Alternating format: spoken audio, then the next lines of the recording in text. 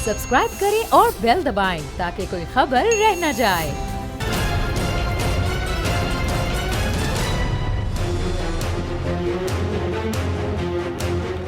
Welcome back. गुफ्तगू के सिलसिले को आगे बढ़ाते हैं।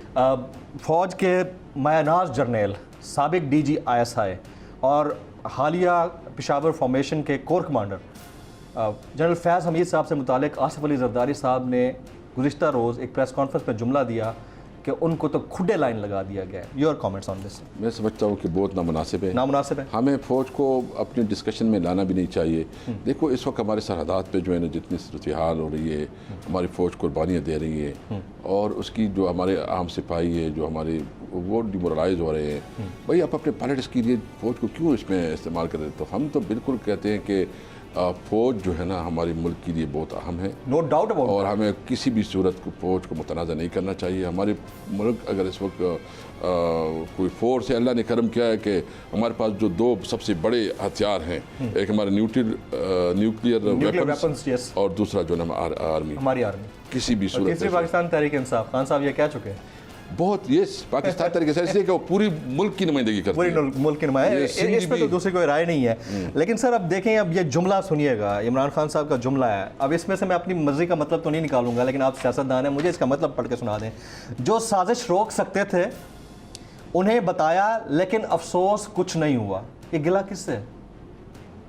ये खान साहब से पूछ ले। वो तो मैं जब उनसे इंटरव्यू करूंगा उनसे पूछूंगा, आपको एज ए पॉलिटिकल वर्कर ये गिला किससे गिला लग रहा है?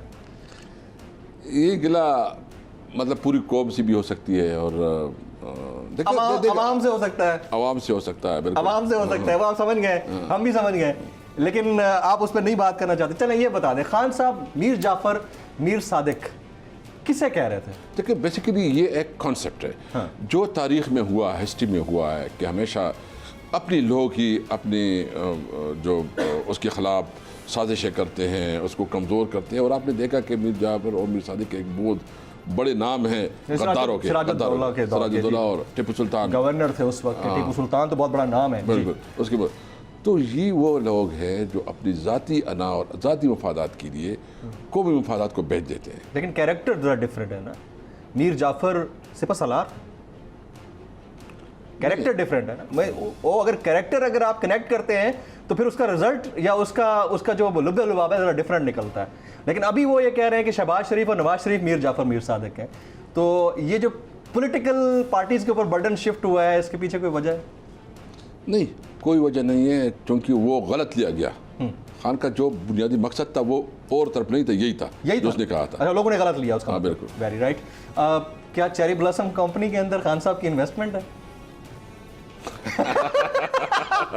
उसकी बड़ी मैंने आपको हंसा दिया है, ये ऑन रिकॉर्ड है, ये पूरा चैनल देख रहा है, पूरा पाकिस्तान देख रहा है। मैंने असद कैसर साहब को, बड़ी सीरियस शख्सियत है, उनको हंसा दिया। मुझे बताया खान साहब क्या कि चेरी ब्लॉसम में कोई इन्वेस्टमेंट है? ये हर जो है जलसे में वो चेरी ब्लॉसम करते हैं, ये उनकी कोई इन्वेस्टमेंट है, उनकी कोई डील है शहबाज शरीफ साहब से? नहीं, मेरे ख्याल में खान साहब को अभी उनसे जो है ना अपना फीस डिमांड करना चाहिए। अच्छा। कि जितनी उन्होंने उसकी प्रमोशन कर दी है ना, शायद उसकी अपनी एडवर्टाइजमेंट इसकी इतनी प्रमोशन ना कर सके। जितनी प्रमोशन कर दी है, उनको पाकिस्तान तहरीक इंसाफ पूरी पार्टी को चलाना चाहिए। अब इतना खर्चा उन्होंने, मतलब इतना कुछ कर दिया है। Everybody knows about cherry blossom, everybody knows about.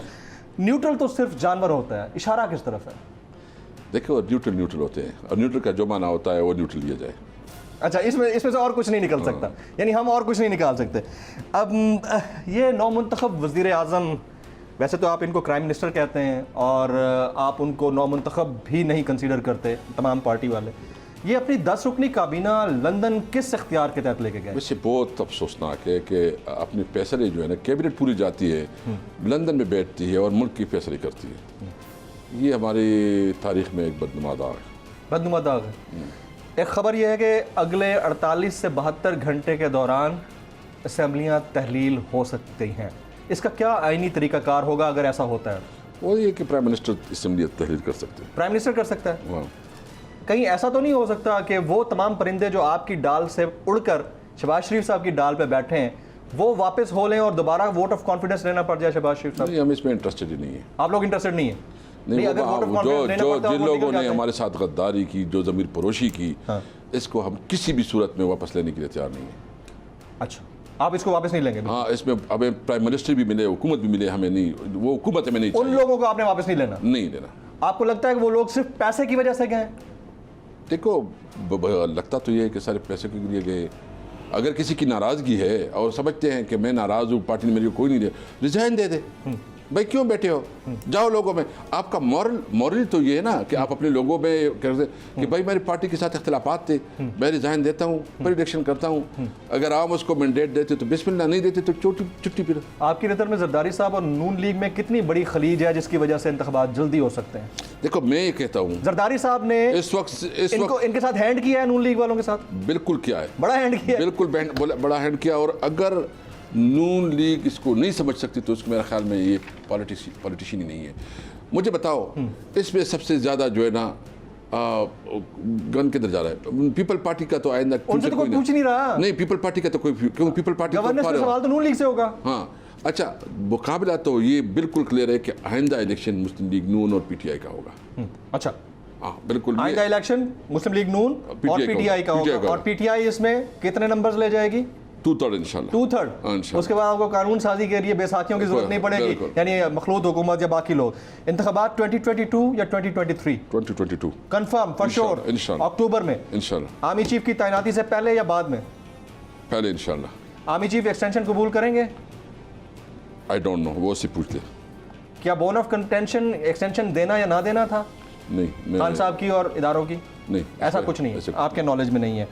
बीच मेरे नॉलेज में है, कोई ऐसी कोई बात नहीं है, absolutely not. No, absolutely not. Okay, बीच में बार बार इमरान साहब की गिरफ्तारी के हवाले से बातें चल रही थी, तो क्या पीएमएलएन उससे पीछे हट गई है आप लोगों के नैरेटिव के प्रेशर की वजह से, या आइंदा आने वाले दिनों में दोबारा गिरफ्तारियां हो सकती है? और अगर दोबारा ये होता है, गिरफ्तारी होती है खान साहब की, तो फिर पीटीआई का रिएक्शन क्या होगा? देखो, गिरफ्तारी होती है तो हमारा तो फैसला यह है कि पूरे मुल्क को जाम करेंगे, लेकिन गिरफ्तारियों से तहरीकें दबती नहीं है, उठती है। वो हमने देखा है। हमारी वो कोई चैलेंज नहीं है, वो जो भी होगा हालात का मुकाबला करेंगे इंशाल्लाह। बिलावल भुट्टो साहब कहते हैं कि इमरान खान साहब ने जमहूरियत को बर्बाद किया, ex premier destroyed the democracy, जुमले हैं उनके। बिलावल साहब से भी पूछना चाहता हूँ कि जो सिंध हाउस में हुआ वो जमहूरियत की मजबूती थी क्या? जो लोगों को उन्होंने वहाँ रखा, जिस तरह जो उन्हें बोलियाँ लगी, वो जमहूरियत थी।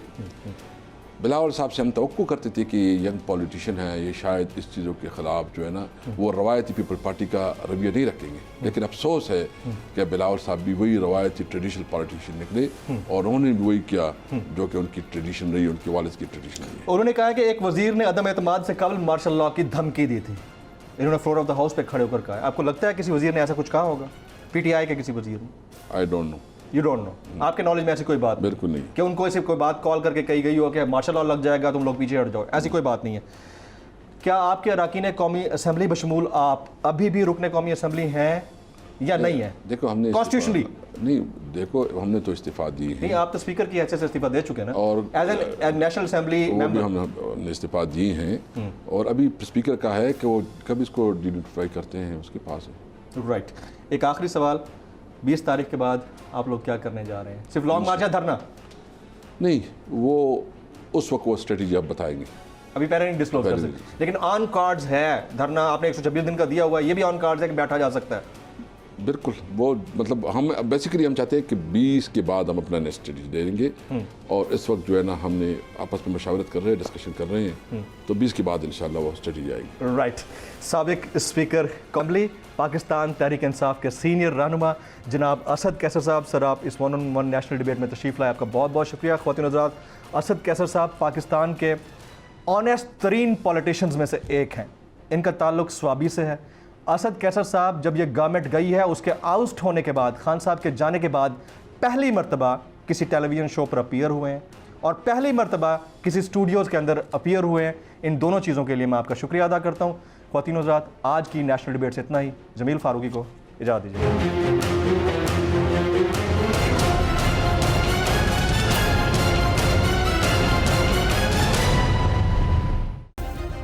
सब्सक्राइब करें और बेल दबाएं ताकि कोई खबर रह न जाए।